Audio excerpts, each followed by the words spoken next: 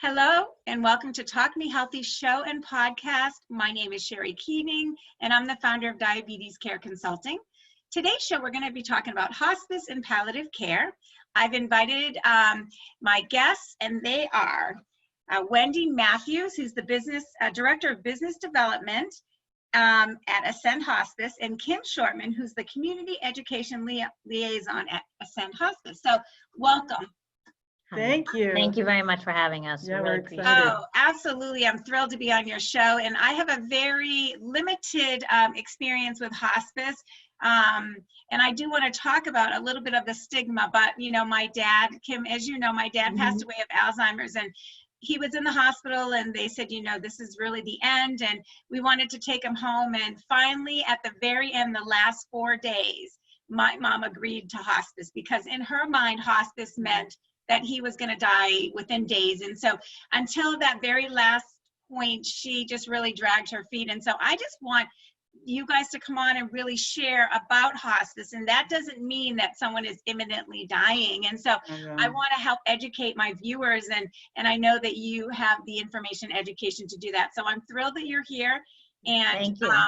yeah, my experience with hospice was wonderful. I only had wished that we had it longer. So, Right, which is what everybody always says. Exactly. We hear that so frequently. Yeah. I'm We sure really you do. do. I'm sure you do. So I want to start out before we talk about, you know, our topic. I want to learn a little bit more about yourselves and why you're so passionate about hospice. Would you like to share that information? Yeah. I actually got involved when my father was on hospice, and he was a young man, and it really didn't go very well. What I expected from it, it didn't really come to fruition. And then about 8 months later, I had my grandmother, who I was extremely close to, was on hospice, and that was a fabulous experience. So it really, as I got into this career path and I realized, you know, that it's just such a small window of time in a family, and how much it can impact how your loved one is cared for, because I saw both. I was very committed to the whole process of what this benefit can do for families. So that's how I kind of got started. How about you, Kim? Yeah, for me, well, when I was 18 and going in and was in occupational therapy school, one of my undergraduate programs was given by a hospice nurse. It was on death, loss, and bereavement. And it just stuck with me. It was just so poignant. It was probably my favorite class. And after being in healthcare for almost 40 years, I had the opportunity to come over to hospice, and I really think that I was sent to be here because just as I was joining here, my dad was diagnosed with an uncurable heart disease. And it just broadened my perspective and allowed me to be with my dad in such a meaningful way because of the knowledge that I had through work, and then bringing people I cared for and I cared about as my team to care for my dad and care for my mom as we were going through this as a family. And I just feel like I was just sent, and having experienced that just has given and increased my passion. Isn't it interesting how something in our life brings us to our passion, right? And then we can make a difference in the lives of many people. So Exactly. Tell me, so let's talk about hospice. So what is hospice? Is it palliative care? Is it different than palliative care? What is it? So first of all, it's an awful word. And unfortunately, we work on a daily basis to prove that it is not such a horrible word. But it's a benefit, really. Whether it's Medicare, Mass Health, private insurance, it's a benefit. And it is for people who have been diagnosed with a life limiting disease. And so really the definition of hospice is if the particular disease, and every disease has different criteria, progresses at the rate that we think it will clinically, you may or may not be here 6 months from today. So that really is the definition, and there's just so much that goes to it. And I think we had even said really quick in the beginning, it's just a benefit that no one wants to talk about, no one wants to be educated about until it's time, and then usually then it's you don't get the full benefit of it. And people can be on hospice for very lengthy time. There's protocols that the government or insurance companies put into place that take a look at, we do face-to-faces with physicians and nurse practitioners to say, does this person still meet criteria? Is there still a decline in the disease process? And if there is, then you stay on hospice. If there's not, you can graduate. But then we can take a look at you and consider whether or not you need to be put back on. So wait a minute. I want people to hear this. You can graduate from hospice. I think that should be like a poster somewhere, because when you think about hospice, you think this is the end, that's it. We need to start getting everything in order. But you just said people graduate from hospice. I think the viewers need to hear that. That is right. Wow. So it's disease specific. So the most we see this usually is with dementia or Alzheimer's. So Mrs. Smith, who is living in a facility with Alzheimer's, now meets criteria for hospice. Medicare has specific rules, whether it's weight loss or loss of speech or not eating. There's many criteria for that disease. So two physicians have to say Mrs. Smith meets criteria for hospice at this time under the dementia diagnosis. So the whole team comes in, does a plan of care, but what we do is we continually watch her. So not only is the entire team caring for her, but the rules are that 90 days from the day she was admitted, we have a face-to-face with either a physician and nurse practitioner. Does Mrs. Smith still meet criteria? Yes. 90 days later, we're going to take a look at her again. Mrs. Smith is now gaining a little weight. She doesn't really meet criteria anymore. She may have had some wounds that now have healed. She's actually doing better. And so it's a catch-22, obviously. So she doesn't meet criteria anymore after the 180 days. So we will graduate her. We'll continue to watch her no matter what. She has that diagnosis and she may slowly decline again. But yes, you can graduate from hospice. That is great news, everybody. So hospice doesn't mean that that's the end. Hospice means that you're getting this extra benefit, extra care, extra eyes on your loved one, and they're supplying the things that you need. And then they may graduate, they may not, but it's not the end. This is a benefit. So I really want to stress that, because I wish my mom had understood that as well, because we really could have used that extra benefit. The emotional support too, I think. It's not just, so hospice, tell me a little bit about the service of hospice. Is it something that goes in your home? Is it something that you can also have in assisted living, independent living, all the different senior living options? Yep. It's not just for seniors, but I live in the senior world, so I always think senior, but I mean, hospice is for anyone who needs it. But tell me about what that means. Like, what are the services and what can people expect? So hospice can be done anywhere that you live. Okay. Whether it's a private brick and mortar home, an assisted living, a nursing home, it's added benefit. So if you do live in a nursing home and you pay room and board, you'll continue to pay room and board unless Mass Health pays for room and board. Medicare is free under your hospice benefit. So it doesn't really matter where you live. It's like if you lived in your brick and mortar, we're not going to pay your mortgage. But Medicare will pay for your entire team that cares for you. Okay. So, I mean, in my earlier years, I mean, we cared for a man who was homeless, who lived in a tent. I mean, it doesn't really matter where you live. Okay. Yep. So that's number one. Okay. And so you get an entire team. So the moment that an admission is, or a referral, I should say, is generated, it's really all hands on deck, and every hospice should, if they don't already work like this. And, we reach out to whether it's the healthcare proxy or the person, if they're their own person, and we just have a conversation.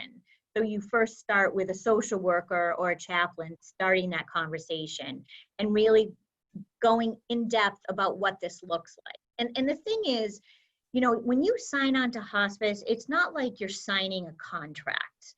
You can change your mind 3 hours later if this isn't something that you want to do. So it's not a binding contract. Okay. But to get to your initial question, I'm sorry, the entire team is a physician, as well as your physician that's in the community, whether it's a primary care physician or an oncologist. We also have our own medical directors.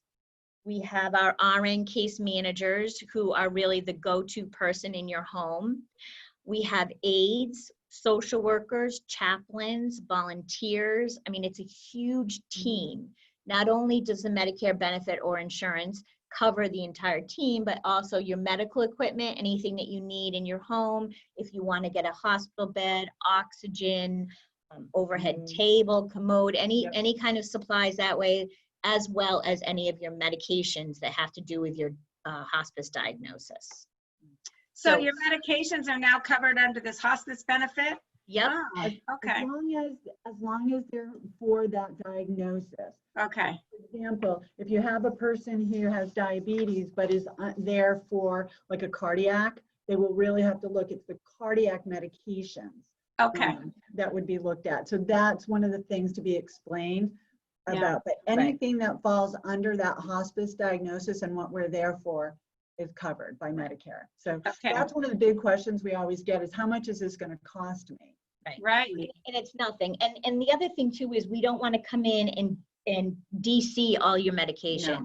So if there is a particular medication, we'll take a look at it. Maybe it'll be covered under your Part D, or maybe we'll just pay for it. So it's not like it's not a black or white, because the whole point is that, and this is where the whole stigma comes in, we don't want to come in and DC everything. We want to just make your life better. Right. So if that particular medication makes your day good, we're not going to discontinue it, obviously. Right. So we're going to always work with the patient and the family to find ways to pay for it. And the physician, because the physician, when this team comes in, it's not like your primary care provider is out of the picture. It's a whole team approach, and they're part of that team. And you as the patient and family are part of the team, and you have the ultimate decision, the patient and the family. Right. It's very much a team approach, to it, yes. Because we need to partner with the patient and their family and any other caregivers involved, because that's one of the wonderful things about hospice is that you're not insulated. We care and care about everybody involved with your care and everybody in your life, actually, who's that loved one, because everybody is going through the emotional piece of this as well as the physical piece of caring, and we're there for them all. Right. And so you're like an adjunct to all of the things that are already in place, but a very important piece, an adjunct to that. Do you actually provide physical care as well as emotional support for everybody involved, or are we just talking the patient? Or, I mean, the physical care is for the patient, but the family and their emotional support, is that what the social worker's role is? Yes, and a chaplain as well. And then we, once your loved one passes, we also have a very strong, all hospices do, bereavement program, which is for at least 13 months afterwards. So we have a lot of groups that we can do groups. We also do a lot of outreaches. There's connections. There's just all different ways of support, depending, and it's individualized, depending on what each member of that family is and needs. Some families are like, no, I'm good, and then all of a sudden 2 months later they're like, I need you. And some just steadily go, because you make these really strong relationships with people. As you can imagine, you're in people's homes, you're caring for them wherever home is considered. You make these really strong connections, and you're going through this with them. We're walking side by side with them through this, if this is what they want. The social team really acclimates to the person. If they have a grandchild, everything is acclimated to the person and their family. I mean, it could be a neighbor that's caring for you. So, Right. so every case is different. So I was thinking as you were talking, so when the loved one passes away and you have this 13-month bereavement program, who's paying for that? Because now the person who had the insurance is no longer here. Who is going to be paying for the family or whoever that person is that needs your bereavement program? Who pays for that? No For one. It's free. It's part of the Medicare Ah. benefit. Okay, so it's 100% free part for of the Medicare. surviving family. Right. It's part of the hospice benefit, I should say, because it's not just Medicare. If you're under 65, it is part of the hospice benefit.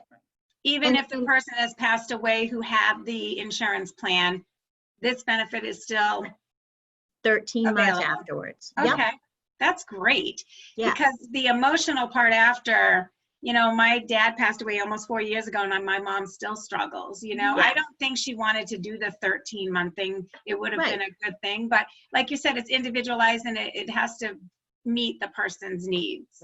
Right. And it may not be immediate, but then they may change their mind later. So that's great that you Right. have that benefit. Yeah, that's Yeah. awesome. One of the things we also hear is that when we say chaplain, I think people get in their mind that it's more Christian based, and they're not. Our chaplains are really non-denominational in their approach. So even if faith isn't, you don't have, you don't belong to a certain faith, but you find comfort. That's really what they're there for. It's that counseling, that comfort. And then they can also connect into different religious communities and help with that as well, so that you're not alone in this, or that you might have, a place of worship in your community that you feel very comfortable with, and they're going to help you with that. So I think that's another misnomer that we hear. Just recently we had somebody who came on and the daughter said, well, we're Jewish and we don't want to be converted. And we're like, that's not it at all. But those are great questions, and those are real questions. Yeah. That you want to say is that's not our purpose. Right.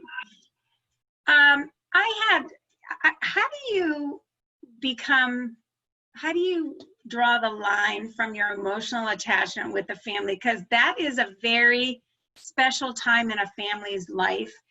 And you're in there. How do you separate your job from your humanness? Do you know what I mean? And how do you not get attached to every single person and their families? It's a calling. I think everybody that works in hospice, from the office manager to marketing and sales, it's a calling. I think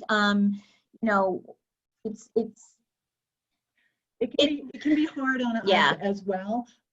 What I think separates it is that we have the how do I want to say it? We're honored to be in somebody's home, and we're there walking alongside and preparing them. So yes, we feel that loss and we mourn with the family, and we have that, but that's why we're there.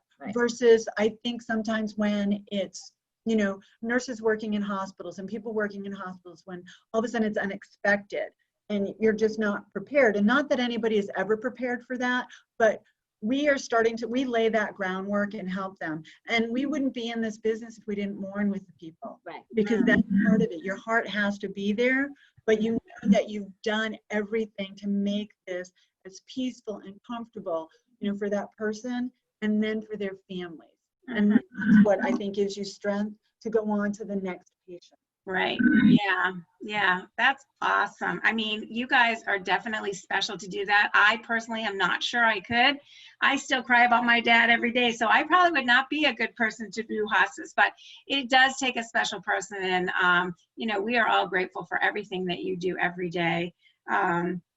So palliative care. What is the difference between hospice and palliative care? So palliative care really is when the illness is serious, but it's not considered to be life-threatening at that particular time. So it's part of our program. It's all programs should have it. All hospitals have it, and it's really there's no sense of urgency to it. So it's not like all hands on deck with a lot of team members. It's usually a nurse practitioner who will meet with you once a week, twice a month maybe, and really helps with and if you have nausea or nerve pain or shortness of breath. I have shortness of breath. Shortness of breath. Need a nurse. Yeah, and it really is, it's really, and it could bridge to hospice, but it's really, the illness is just not that serious at that time. So there's a lot of maybe pain management, or they're going through chemo and they need help with their medications. It's a great benefit, it really is. And that's really the crux of it. So, Is there the same team that your hospice team is the palliative care team as well? It can be. In our particular company, we have nurse practitioners that work strictly for our palliative team, and then introductions happen. We also, social workers and chaplains can have some contact as well. We don't want to overwhelm in the beginning, but it's usually a transition from our nurse practitioners, and then when it's time, the RN case managers come inside. It's not a hospice benefit. It's something that it's just part of our services. it's really caring for that pain. And like you said, so here is not to confuse people, but all hospice is palliative, but not all palliative is hospice. So that means that when somebody is on hospice, we do palliative care in the sense that we're looking for comfort. It's not a cure, we're looking for comfort. Where palliative is comfort, but they may still be on some curative, like a cancer patient may still be getting some curative treatment, so that, like, there isn't, right, as a best estimate, that 6 month kind of window, so that they can still be getting therapies, they can still be getting all this other stuff and getting palliative because they want to manage their pain and their discomfort. Then it would flip over to hospice, and we are still going to continue to care for that pain, but it will have a different look to it, because now they're not doing curative care. We're looking at how do we make end of life, for however long they have, as comfortable as possible. It's all about comfort. It is.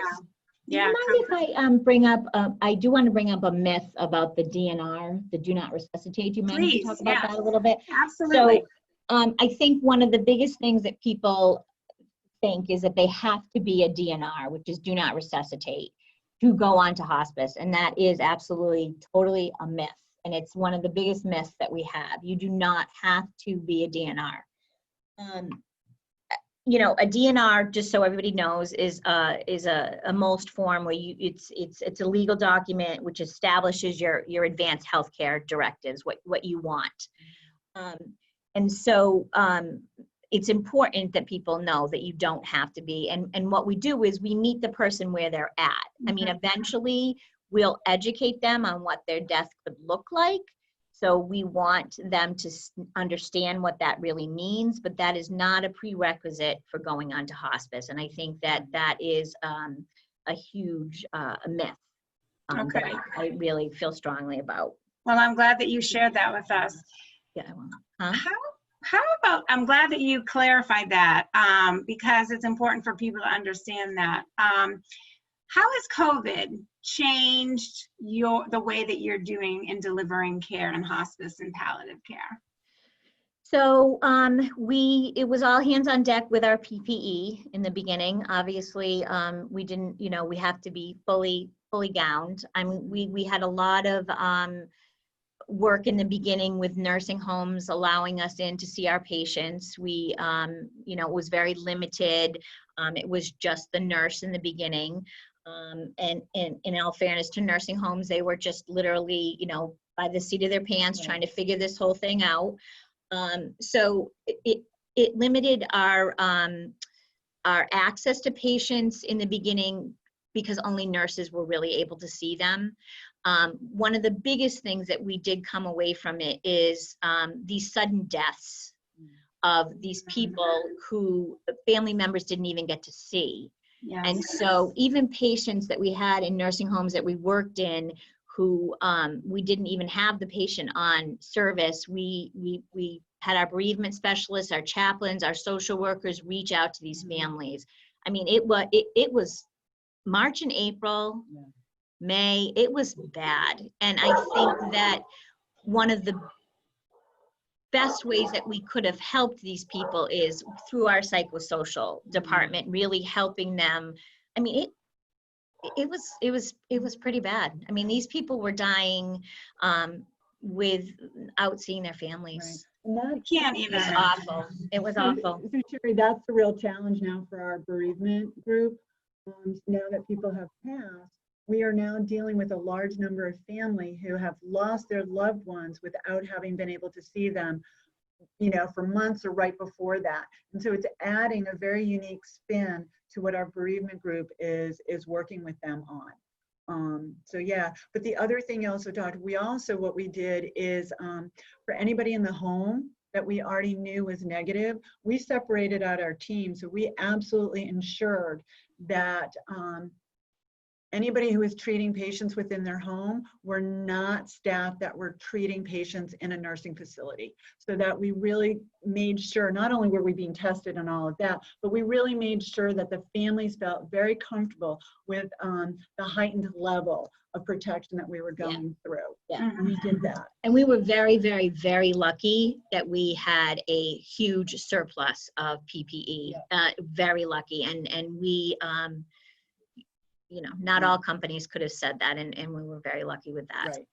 Yeah, and they say that there may be a second wave. So are you prepared for that? We are. We're prepared. Yeah, because I think it's going to happen with the flu season, and but yes, we are prepared. So we have a little more time. I wanted to ask you both, tell me what is the most rewarding for you in your jobs and what is the most difficult for you in your jobs? So, I mean, rewarding, I mean, I feel blessed every day that I get to do this job. I love my job. So I think just loving my job and just what we do as a whole, this team that I work with, I mean, they're exceptional, and that just makes me feel really good. I think the most frustrating thing for me, almost on a daily basis, is that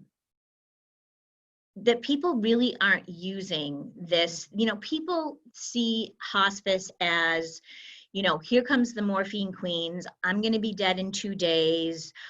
They don't see it as this great benefit to help you through a very challenging, hard time. I mean, we're all going to pass. And my feeling is everybody should have a good death. Mm-hmm. And I think that the people who only get it for 3 days instead of 6 months, a year, really are shortchanged. And so I think that's my biggest frustration. I agree with the frustration. My joy, I think what brings me that happiness and is, you know, we still are able to bring joy. For example, we had somebody who we were doing a celebration for, this is pre-COVID, and we had the whole team in, and this gentleman was nonverbal, and his brother and sister were, and we were in a facility, and we had cake and ice cream, and he could eat a little bit of it, but the joy of just the activity and seeing his brother and sister and around, he actually started to make eye contact with his siblings. He smiled at his siblings, and he just was more interactive. And his sister turned to us and said, and I'm probably going to cry, I haven't seen him smile like this at me in ages. I am so glad I'm here. And that is why we do what we do, because we can still find joy in it. I love that. And that to me is whatever we can do for that. We also had this lady who had been, you know, she had been in World War II. She had served in Washington, D.C., and we were doing a veteran service for her in her room. And when she saw all the red, white, and blue stuff we brought, the cake we brought, all this stuff, and just recognized her, the smile on her face, like, so I said, we can still find joy. I love that. Now, I remember, Kim, you used to bring in a stuffed animal or something. Yeah. Tell us about that, because I love that. So we have a wonderful group of volunteers, and one of them are sewing volunteers. And if the family and loved one wishes, once their loved one has passed, they can give us articles of clothing or a blanket, things that are meaningful, and they will turn them into memory bears. And so then we bring them back to the family when they're done. And it's so funny because my mother, we have they made 2 out of my father's favorite pajamas. And when you walk into my house and when you walk into my mother's house, you see the teddy bear prominent. So we can make them for as many family members as they want. And we're finding more and more people are doing that. So it's just those little touches that really make it special. Because they almost smell like your love, Right. you know what I mean? Yeah. Like the t-shirt, if it, yeah. My mom Well, still I'll looks tell you- at it. My Say mom that still again? looks at it and says, she'll look at me and she'll go, those were your dad's favorite pajamas. Oh, and Yes, I know, I've got one too. I know. But yeah, it's a my nice dad memory. passed away, and I have his T-shirt, and I'll wear it sometimes, and it will still smell like him. Yeah. So Yeah. I totally get that. I love Yeah. that. Yeah. So before we go, tell me a little bit about Ascend Hospice and how people can reach you, and yeah, anything that you want to share with us about Ascend Hospice would be great. AscendHospice.com. We've been in Massachusetts for 15 years. I feel like we're the little kept secret because we're so fabulous. We are holistic. We have a lot of programs that are Reiki. We have massage therapy that's part of the plan of care. We have a death doula program. No, I shouldn't say it like that. It's a doula program. It's a doula program, which is has won awards actually for the country, and it's an amazing program. I just feel privileged. I think this is one of the best hospice companies I have seen in a long time, and I've worked for a few, and I've seen some, and it's been in Massachusetts. Did I already say 15 years? We're located in Marlborough, and we also have a small office in Concord. We actually cover most of the state, and we're divided into regions so that families can feel comfortable that the team that is supporting them lives in their area as well, where they work, because we find that it's really valuable that when a family calls us in the middle of the night, that we're there pronto. Right. And that's really important to us. So when we talk about coverage, we just don't go all the way to the Berkshires, and we don't cross over the bridges to the Cape. Other than that, we're throughout the state. And so, yeah, we're there. And like I said, 24/7. We have nurses on call. They come out no matter what time of day or night. If you're needed, if they're needed, they're going to be there to help support. Sometimes all you need is a nurse telling you something to do over the phone because you've already been instructed, and you just need that extra support. Like, yep, this is what you want to do. And other times it's like, I need you. And they're like, I'm there. And they are. Well, you know what? I'm so happy we did this show because I just feel like it's got such a negative, stigma attached. And I really hope that this information sheds a different, positive, happier, beneficial light on hospice and palliative care. So thank you so much for joining me. Thank you. We so appreciate this. Yeah, I love it. You're so welcome, and it's so great to meet you, Wendy, and see you again, Kim. I miss seeing you. I miss you. And keep up the good work, and I love your passion, and those that you care for are blessed to have you, for sure. Thank you. Thank you so much. Thanks so much. You're welcome. And so viewers, please, if you know somebody who can use this service, if you know somebody that is that you think would need palliative care or hospice, please reach out. It was ascendhospice.com, and they are there for you. And so definitely use the service. I only wish my family used it sooner. So just remember that there is help out there. You don't have to do it alone. And so reach out if that's something that you need. But so thank you for tuning in, viewers. I'm so glad that you tuned in again. And I look forward to seeing you next time. And until then, remember to live your best life every day starting today. This is Sherry Keating. Stay well.